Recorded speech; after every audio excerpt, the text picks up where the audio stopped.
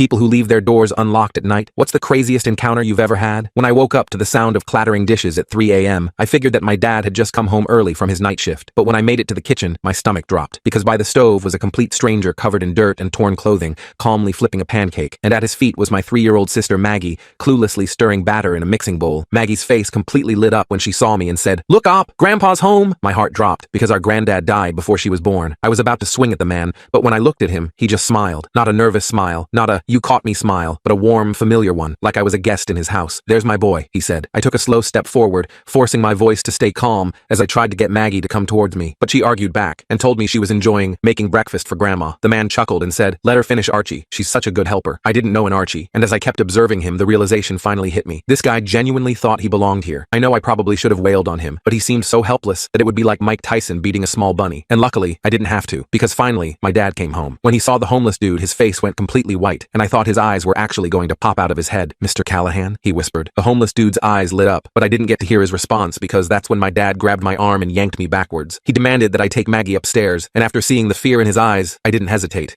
But just before I could wrap my head around what was going on, I heard the sirens. Officers entered our home and gently took the homeless dude's arm, and suddenly, he started sobbing. "Please," he begged, "don't take me away from my wife and kids. This is my home." Turns out, Mr. Callahan had owned our house decades before us, and after his wife passed, his mind started to slip. So his kids moved him to a care facility when his Alzheimer's got worse, but that night, he wandered off. To this day, me and Maggie visit him in the nursing home once a week, and every time we bring fresh pancakes.